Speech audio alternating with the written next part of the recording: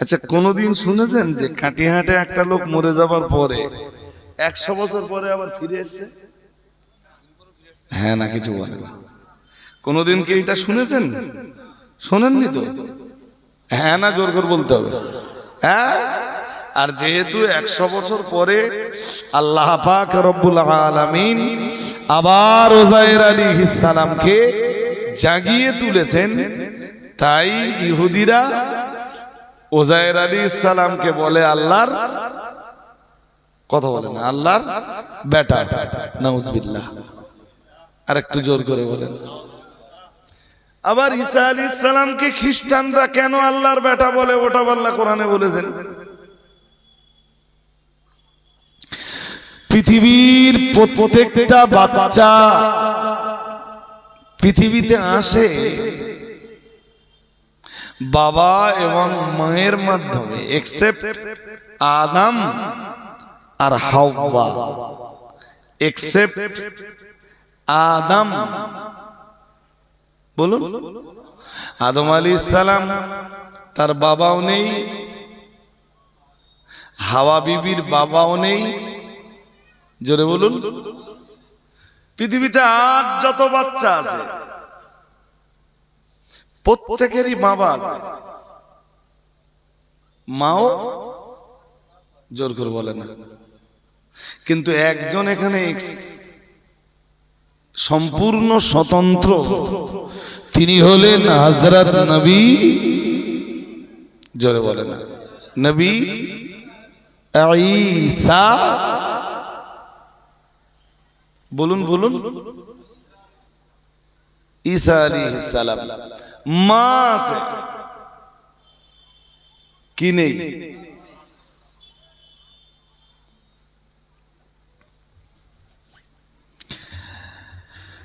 আল্লাহ পাকের কোরআন জানিয়েছে, ফারসালনা ইলাইহা রূহানা ফাতামাসসালা লাহা বাশারান সাবিয়্যা। মহান আল্লাহ জানিয়েছেন, ফারসালনা ইলাইহা রূহানা। মহান আল্লাহ জানিয়েছেন, আমি আমার রূহ, আমি আমার ফেরেশতা জিবরাইলকে পাঠালাম আমার বান্দি মারিয়ামের নিকট। ফাতামাসসালা লাহা বাশারান সাবিয়্যা।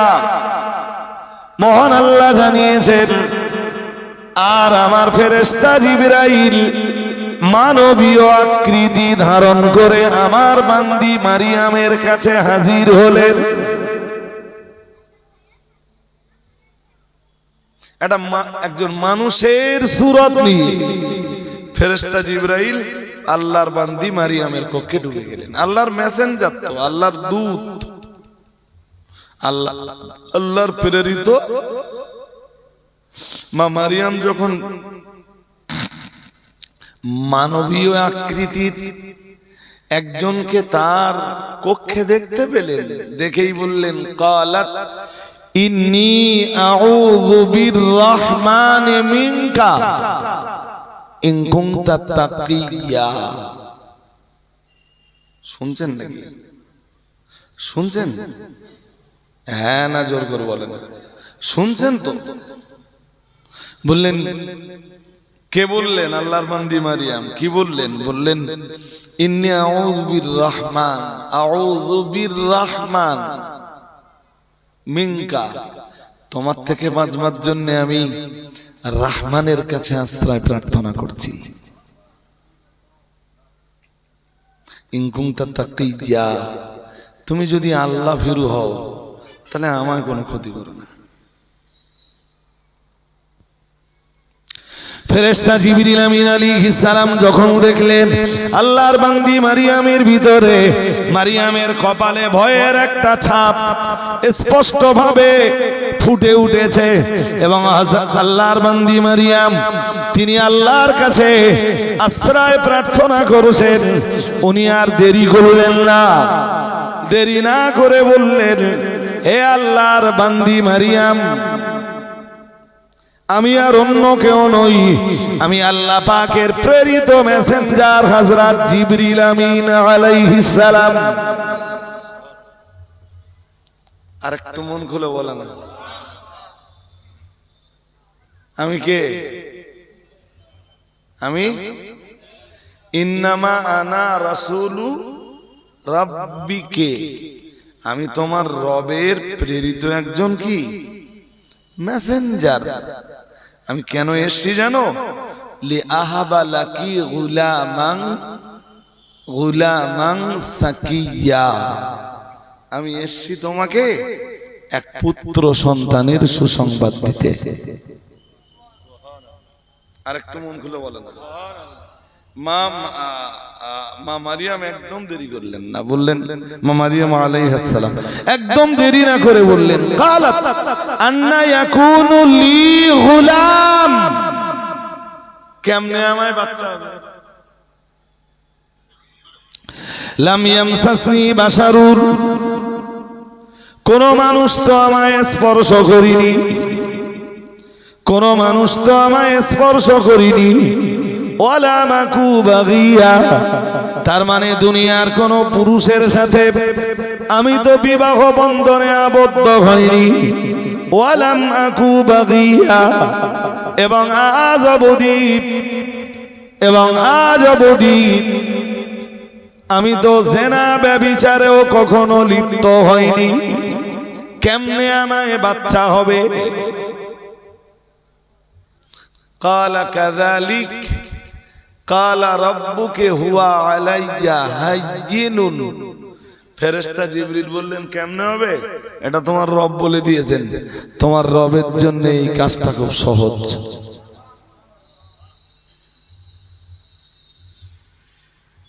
আল্লাহর জন্য কি এটা? কি আমি ওই ইতিহাস বলতে চাচ্ছি না। আল্লাহ বলেছেন কোরআনের অন্য আয়াতে, ইন্না মাসালা ঈসা ইনদাল্লাহি কামাসালি আদামা খালাকাহু মিন তুরাবিন। মহান আল্লাহ জানিয়েছেন, ইন্না মাসালা ঈসা ইনদাল্লাহি, আল্লাহ পাক রব্বুল আলামিন জানিয়েছেন, নিশ্চয়ই আল্লাহর কাছে ঈসা নবীর দৃষ্টান্ত হলো কামাসালি আদম নবীর মতো। আল্লাহর কাছে ঈসা নবীর উদাহরণ কার মতো? জোর করে বলে না। নবী আদম আলাইহিস সালামকে তিনি তো বানিয়েছেন বিনা বাবায় আর বিনা মায়। বলুন কিসে বানিয়েছেন? নবী আদম আলাইহিস সালামকে মহান আল্লাহ বানিয়েছেন বিনা বাবায় আর বিনা মায়। বিনা বাবায় আর, জোর করে বলেন, বিনা বাবায় আর বিনা মায়। এটা দেখেন, আদম আলাইহিস সালামকে আল্লাহ বানিয়েছেন বিনা বাবায় আর বিনা মায়। তাহলে যিনি বিনা বাবায় বিনা মায় আদম আলাইহিস সালামকে বানাতে পারেন, তিনি কেন বিনা বাবায় ঈসা নবীকে বানাতে পারেন না? কথা বলে পারবে না? পারবে না? আর একটু সহজ হয়ে গেল না? জোর করে বলেন, আর একটু সহজ হয়ে গেল না? যায়নি? গেল না? পরিষ্কার বলেছেন আল্লাহ, ওয়ালে নাজআলাহু আয়াতাল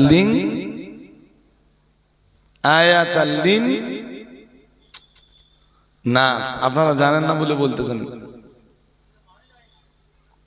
আল্লাহ বলেছিলেন আমি মারিয়াম, আমার বান্দি মারিয়ামকে এমন একটা সন্তান দিব, যেই সন্তানকে আমি তামাম পৃথিবীবাসীর জন্য একটা নজির বানাবো, একটা দৃষ্টান্ত বানাবো। সুবহানাল্লাহ। আর একটু মন খুলে বলেন না, তাই হলো না? কথা বলে না, তাই হলো না? হলো না? জোর করে বলে না, হলো না? ঈসা আলাইহিস সালামকে আল্লাহ পৃথিবীর মানুষের জন্য একটা দৃষ্টান্ত বানালেন। ব্যাস এইটাই লুফে নিল খ্রিস্টানরা। এইটা লুফে নিয়ে বলল ঈসা আল্লাহর বেটা। ঈসা নবীর এমনি তো কোনো বাবা পিতা নেই, ঈসা নবীর পিতা হলেন আল্লাহ। নাউজুবিল্লাহ। আর একটু জোর করে বলো না কেন? হ্যাঁ, আপনি ভাবতে পারেন? আল্লাহ পাকের কোরআন তো ওটাই জানিয়েছে, মহান আল্লাহ জানিয়েছেন। আল্লাহ পাক ঘোষণা দিয়েছেন, অকালাতিল ইয়াহুদু উযাইর ইবনুল্লাহ। মহান আল্লাহ জানিয়েছেন, ইহুদিরা বলে উযাইর আল্লাহর বেটা। অকালাতিন নাসারাল মাসীহ ইবনুল্লাহ। মহান আল্লাহ জানিয়েছেন, আর খ্রিস্টানরা বলে ঈসা আল্লাহর বেটা। চলুন দেখে নেওয়া যাক মুসলমানরা কি বলে। মুসলমানরা যেটা বলে, পৃথিবীর মুসলিমরা যেটা বলে, উম্মতে মুহাম্মাদি এ ব্যাপারে তথা আমার আল্লাহর ব্যাপারে যে আকীদাটা রাখে, ওই আকীদাটা মহান আল্লাহ সূরা ইখলাসের ভিতরে দিয়েছেন। আল্লাহ পাক রব্বুল আলামিন জানিয়েছেন, কুল হুয়াল্লাহু আহাদ আল্লাহুস সামাদ লাম ইয়ালিদ ওয়া লাম ইউলাদ ওয়া লাম ইয়াকুল লাহু কুফুয়ান আহাদ। মুসলমানদের আকীদা কি? লাম ইয়ালিদ ওয়া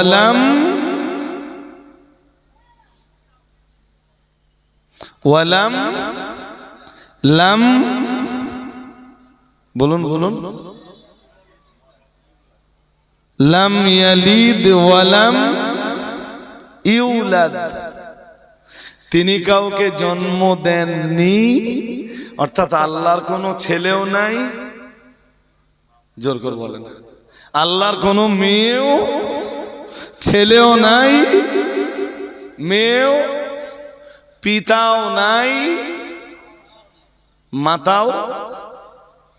এইটা উম্মতে মুহাম্মাদির আকীদা, তাম পৃথিবীর মুসলমানদের আকীদা।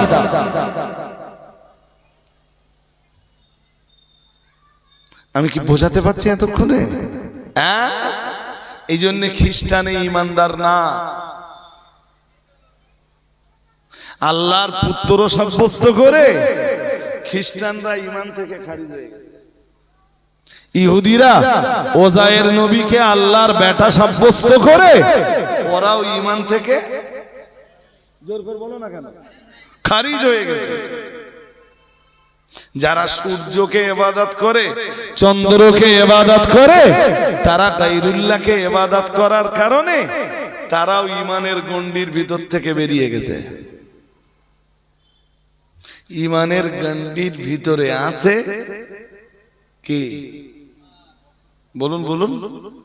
পৃথিবীর মুসলিমরা যারা স্বীকার করে লা ইলাহা ইল্লাল্লাহ মুহাম্মাদুর রাসূলুল্লাহ সাল্লাল্লাহু, সবাই বলেন সাল্লাল্লাহু।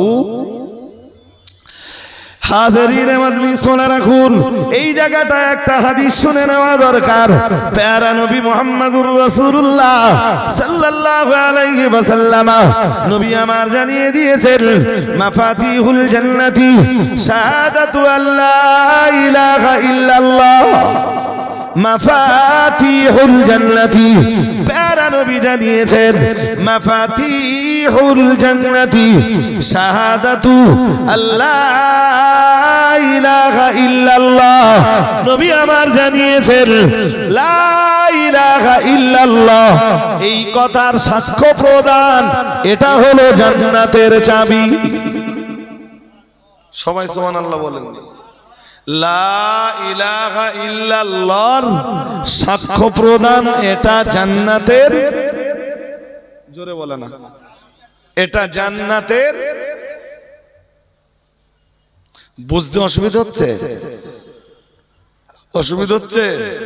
তাহলে এই জান্নাতের চাবি কাদের কাছে আছে? খ্রিস্টানদের কাছে, ইহুদিদের কাছে, পুতুল পূজারীদের কাছে, পাথর পূজারীদের কাছে আছে? নেই। কাদের কাছে আছে? সুবহানাল্লাহ বলুন, আর একটু মন খুলে বলুন। এই কারণে আল্লাহ মুসলমানদের জাহান্নাম, কালেমাওয়ালাদের জাহান্নামে দিতে চান না, তোদেরকে আমি জাহান্নামে দিব না।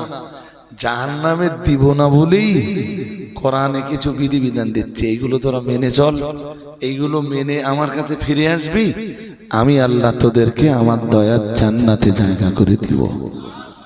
তাই দেখবেন যে যত বিধিবিধান আছে, এই বিধিবিধানগুলো শুরুতেই আল্লাহ বলেছেন ইয়া আইয়ুহাল্লাযীনা আমানু, যত বিধান দিয়েছেন, বিধান দেওয়ার আগে আল্লাহ ঈমানওয়ালাদের ডেকেছেন।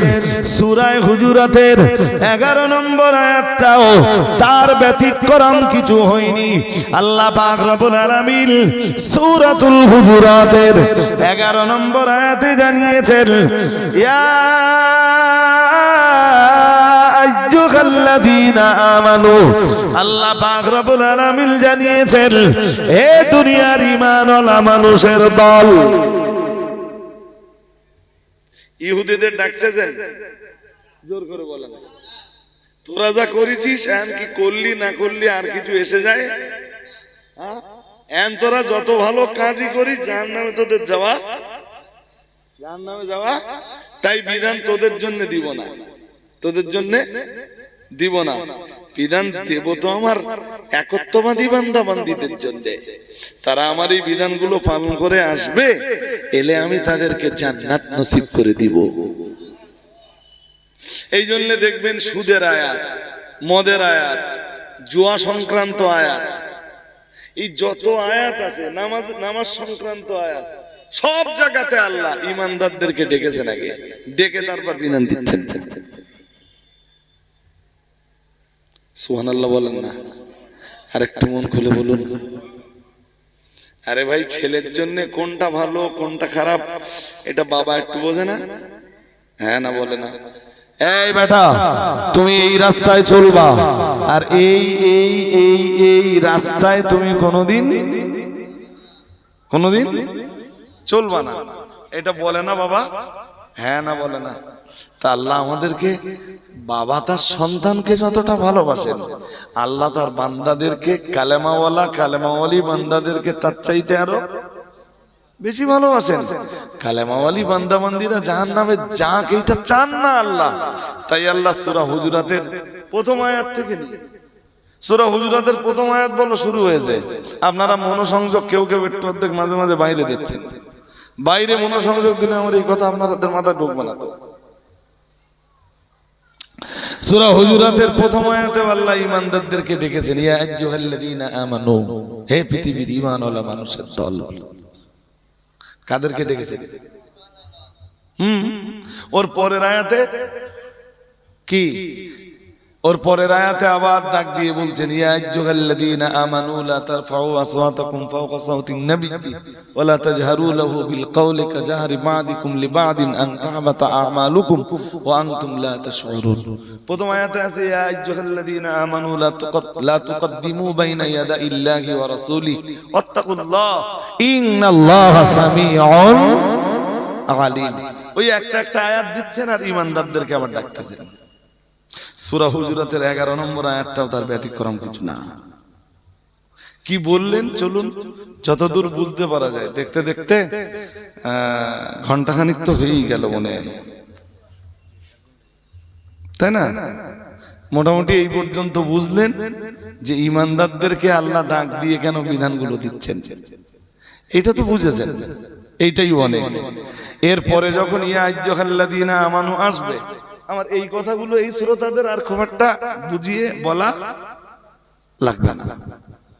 চলুন দেখে নেওয়া যাক এই আয়াতে কি আছে। ইয়া আইয়ুহাল্লাযীনা আমানু লা ইয়াসখার কওমুম মিন কওমিন আসা আন ইয়াকুনু খায়রাম মিনহুম ওয়া লা নিসাউম মিন নিসাইল আসা আন ইয়াকুননা খায়রাম মিনহুন্না ওয়া লা তালমিজু আনফুসাকুম ওয়া লা তানাবাযু বিল আলকাব। মহান আল্লাহ জানিয়েছেন ইয়া আইয়ুহাল্লাযীনা আমানু, হে দুনিয়ার ঈমানওয়ালা মানুষের দল, লা ইয়াসখার কওমুম মিন কওমিল, মহান আল্লাহ জানিয়েছেন তোমাদের একটা গোত্র যেন অন্য গোত্রকে উপহাস না করে, ঠাট্টা না করে, বিদ্রূপ না করে, তামাশা না করে। তোমাদের ভিতরের একজন ব্যক্তি যেন অন্য ব্যক্তিকে ঠাট্টা বিদ্রূপ তামাশা না করে, তুচ্ছ তাচ্ছিল্য যেন না করে। বিধানকার আপনিও কালেমাওয়ালা, আমিও কালেমাওয়ালা, আমি আপনাকে নিয়ে তুচ্ছ তাচ্ছিল্য করতে, জোর করে বলেন, এটা নিষেধ করতেছেন কে? আমি আপনাকে নিয়ে উপহাস করতে পারবো না, আমি আপনাকে নিয়ে ঠাট্টা করতে পারবো না, আমি আপনাকে নিয়ে বিদ্রূপ করতে পারবো না, আমি আপনাকে তুচ্ছ জ্ঞান করতে পারবো না, আমি আপনাকে কখনো অবজ্ঞা করতে পারবো না। হাফেজ সাহেব আবার আমাকেও কখনো অবজ্ঞা করতে পারবে না, তুচ্ছ তাচ্ছিল্য করতে পারবে না, উপহাস করতে পারবে না। মহান আল্লাহ জানিয়েছেন, ইয়া আইয়ুহাল্লাযীনা আমানু, হে দুনিয়ার ঈমানওয়ালা মানুষের দল, লা ইয়াসখার কওমুম মিন কওমিন, মহান আল্লাহ জানিয়েছেন হে ঈমানওয়ালা মানুষের দল, তোমরা একজন অন্যজনকে অবজ্ঞা করো না, অবহেলা করো না, তুচ্ছ তাচ্ছিল্য করো না, উপহাস করো না, ঠাট্টা করো না, তামাশা করো না।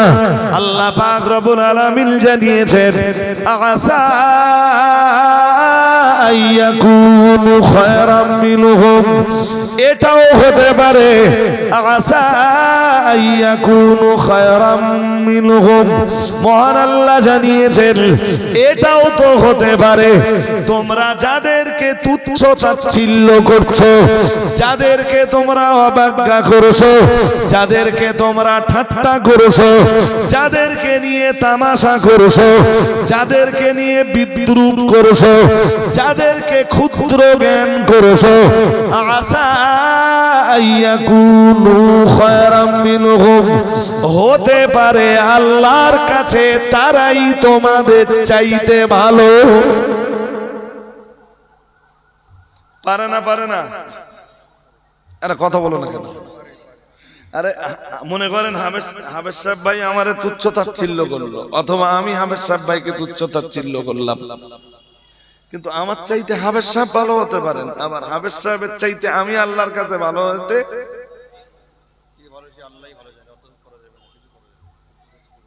কোরআন পরিষ্কার বলেছে না, সূরা নাজমের 32 নম্বর আয়াত, হুয়া আ'লামু বিমানিত তাকা,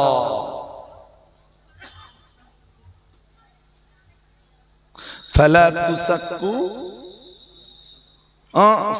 তুসাক্কু আনফুসাকুম হুয়া আ'লামু বিমানিত তাকা, সূরা নাজম 27 পারা, সম্ভবত 32 নম্বর আয়াত, 32 নম্বর আয়াতের শেষ অংশ। আল্লাহ বললেন ফালা তুসাক্কু আনফুসাকুম, নিজেদেরকে পবিত্র ভেবো না,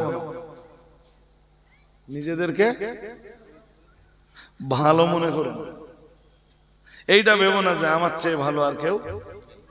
এই চিন্তাটাই যখন ঢুকে যাবে তখন সে অন্যকে তুচ্ছ তাচ্ছিল্য করবে। দূর, ও করাকাত নামাজ পড়ে, ও জানে আমি রাত্রি করাকাত নামাজ পড়ি। হ্যাঁ, তুই একবার হজ করে বড় বড় গল্প দিচ্ছিস, জানিস আমি কবার হজ করেছি?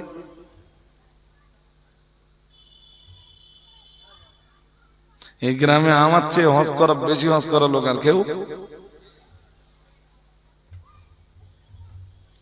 এটা আল্লাহ পুরুষদের জন্য বিধান দিলেন, এরপরেই আল্লাহ রাব্বুল আলামিন নারীদের জন্য বিধান দিলেন। কি বিধান?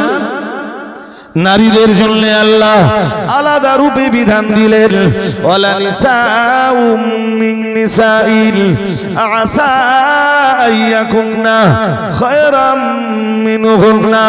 মহান আল্লাহ নারীদের জন্য আলাদা বিধান দিলেন। প্রথম বিধানটা শুধু পুরুষদের জন্য, পরের বিধানটা শুধু নারীদের জন্য। মহান আল্লাহ বললেন, একজন পুরুষ যেমন অন্য পুরুষকে অবজ্ঞা করতে পারে না, তুচ্ছ তাচ্ছিল্য করতে পারে না, একজন পুরুষ যেমন অন্য পুরুষকে অবজ্ঞা করতে পারে না, ক্ষুদ্র জ্ঞান করতে পারে না। মহান আল্লাহ আবার বললেন, ওয়ালা নিসাউম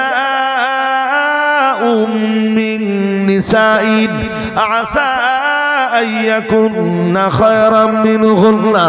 মহান আল্লাহ বললেন, একজন নারীও তেমন অন্য আর একজন নারীকে উপহাস করতে পারে না, ঠাট্টা করতে পারে না, তামাশা করতে পারে না, বিদ্রূপ করতে পারে না, তুচ্ছ জ্ঞান করতে পারে না, ক্ষুদ্র জ্ঞান করতে পারে না, অবজ্ঞা করতে পারে না, অবহেলা করতে পারে না। দুনিয়ার কোন নারী যে নারীকে অবহেলা করছে, তুচ্ছ তাচ্ছিল্য করছে, ক্ষুদ্র জ্ঞান করছে, হতে পারে ওই নারীর তুলনায় যাকে তুচ্ছ তাচ্ছিল্য করা হচ্ছে ওই রমণী আল্লাহর কাছে ভালো। পারে না, পারে না, কথা বলে না। ভ্যানওয়ালার বউ বলে কোনো দামি দিলেন, ধনী লোকের বউ, তা ধনী লোকের বউয়ের কাছে ভ্যানওয়ালার বউয়ের কোনো দাম আছে? কথা বলেন না, হ্যাঁ? যদি সে নামাজিনী হয়, যদি সে ধার্মিকা হয়, যদি সে আল্লাহ ওয়ালি হয়, যদি সে কালেমা ওয়ালি হয়, এটাও তো হতে পারে যে আল্লাহর কাছে ওই কালেমা ওয়ালি নামাজিনী পর্দানাশীরা মহিলার মূল্য এই ধনী পরিবারের বেপর্দা বেনামাজি মেয়ের চাইতে অনেক বেশি, অনেক। এই তো হতে পারে আল্লাহর কাছে ধনী পরিবারের বেনামাজি মহিলার চাইতে গরিব ভ্যানওয়ালা পরিবারের নামাজি ধার্মিকা পর্দানাশীনা মেয়েটাই আল্লাহর কাছে ভালো। এই পারে না, পারে না, হ্যাঁ না বলছেন না কেন? ঘুম পাচ্ছে নাকি? হ্যাঁ, এ শিক্ষা কে দিচ্ছেন? হ্যাঁ, কে দিচ্ছেন? এর ভিতরে কত মজা আছে জানেন? তবে এই মজা পাওয়ার জন্য সবাইকে ধৈর্য ধরতে হবে ভাই। এই শুরু করলেই এই আয়াতের ব্যাখ্যা, বিশ্লেষণ, এক্সপ্লানেশন কিছু বোঝা যাবে না। আমি বলেছিলাম না যে যেটুকু সময় পাবো ওই এক আয়াতের উপরে আমি টুক টুক টুক টুক টুক টুক করে কিছু কথা আপনাদের শোনাবো। তা আমি যদি টুক টুক টুক টুক করে শোনাতে থাকি না, তো 1 ঘন্টা 1.5 ঘন্টা 2 ঘন্টা পেরিয়ে যাবে, এই আয়াতের আলোচনা শেষ হবে না।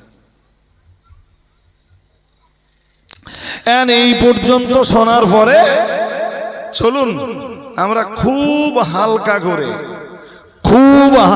করে এই আয়াতের একটুখানি তাফসীর শুনে নেই। এইটা তাফসীর একটু শুনলে আপনার কাছে বিষয়টা আরো পরিষ্কার হয়ে যাবে ইনশাআল্লাহ। ভাই মনোযোগ আছে আপনাদের নাকি? শুনছেন সবাই মন দিয়ে? হ্যাঁ, আমি তাফসীর খুলে বলছি। এটা তাফসীরে রুহুল মাআনি, তাফসীরে এটা লিখেছেন আল্লামা মাহমুদ আলুসি রাহমাতুল্লাহ আলাইহি। কি নাম? মাহমুদ আলুসি রাহমাতুল্লাহ আলাইহি। এটা এমন একটা তাফসীর যে তাফসীরটা তাম পৃথিবীর আলেমদের কাছে এর মর্যাদা আছে, শুধু আমার কাছে না, শুধু মুফতি সাহেবের কাছে না, তাম দুনিয়ার আলেমদের কাছে এর মর্যাদা আছে।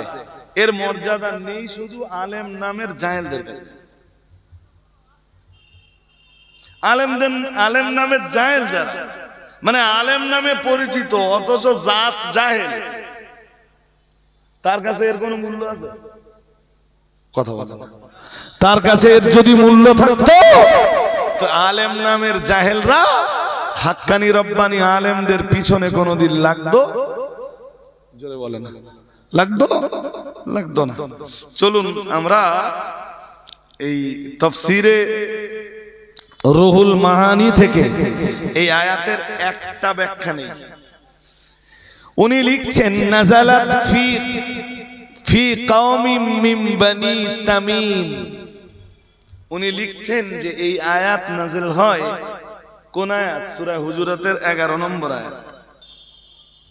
তোমরা একজন অন্যজনকে অবজ্ঞা করো না, তুচ্ছ তাচ্ছিল্য করো না, ঠাট্টা বিদ্রূপ করো না, তামাশা করো না। এসব কথা শুনছিলেন তো? তো এই আয়াত কেন নাযিল হয়েছে?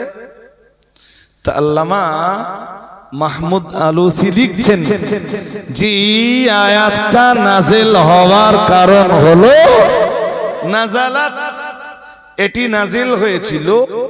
কেন নাযিল হয়েছিল? ফি কওমিন মিন বনি তামিম, বনু তামিম গোত্রের কিছু লোকেদের জন্য আয়াতটা নাযিল হয়েছিল। আমি চার খাবো। কি করেছিল তারা? এই যে আমার দিকে মূল লাগান। কি করেছিল তারা? শুনে নেন কি করেছিল। তাফসীরকারক এবারে লিখছেন সাখিরু মিন বিলালিন ওয়া সালমানা ওয়া আম্মারিন ওয়া খাব্বাবিন ওয়া সুহাইবিন ওয়া ইবনে নুহায়রাতা ওয়া সালিমিন মাওলা আবি হুদায়ফা। কতটা সে কি হাজরিনে মজলিস,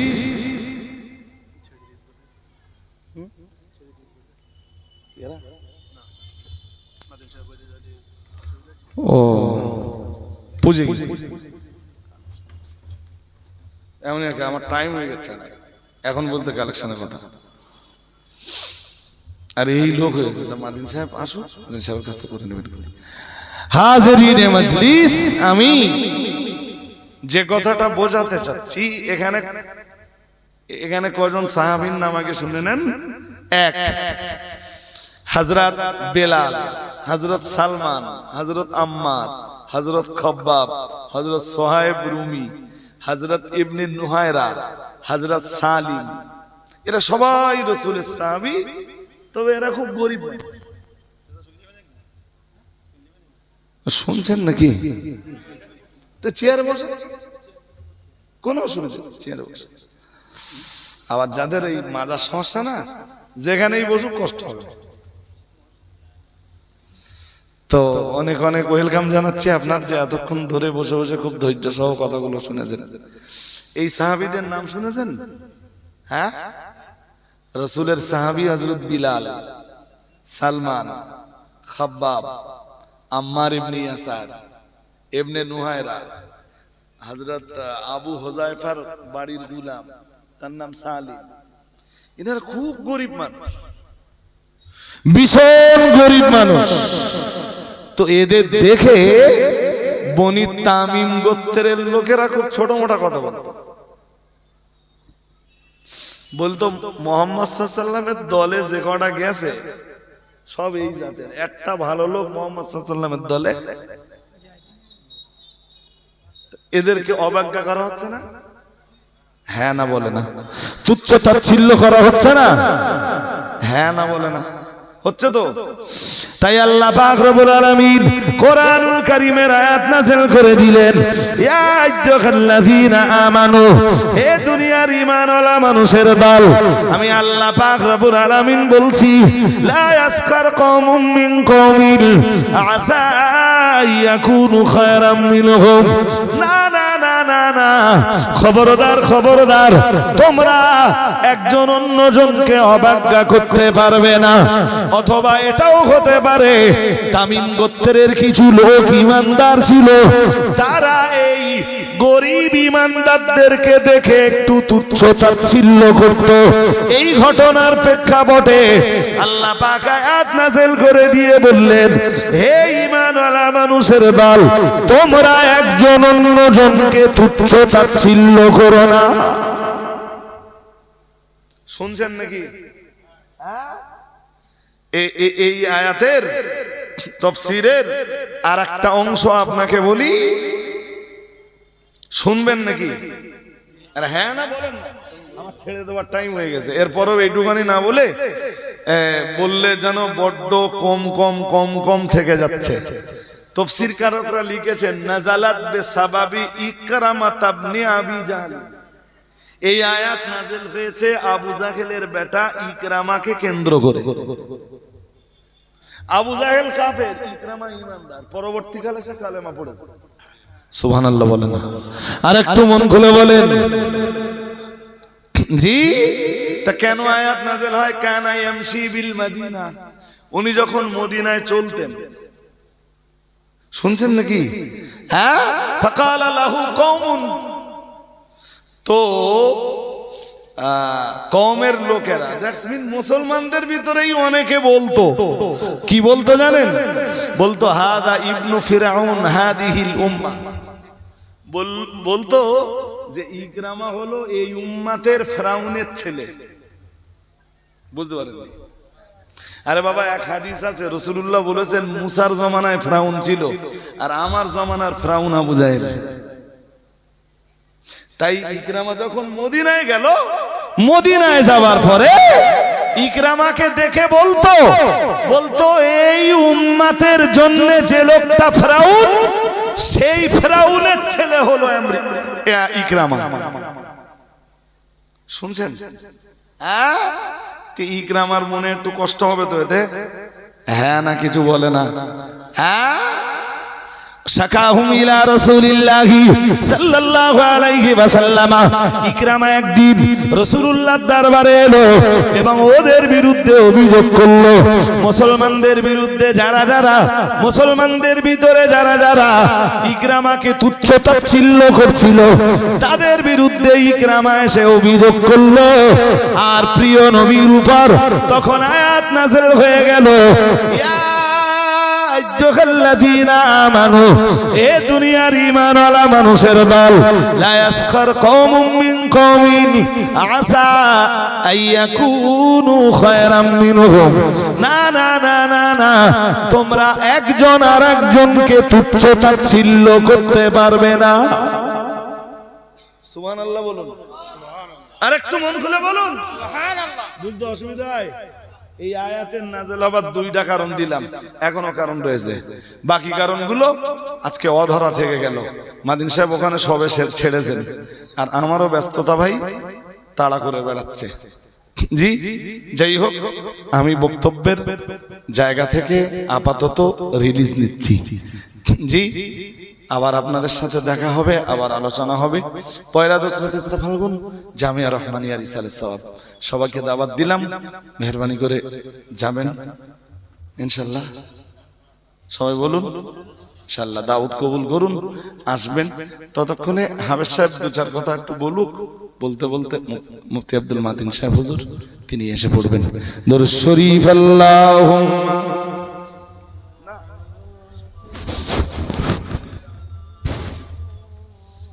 আপনি কিছু বলেন?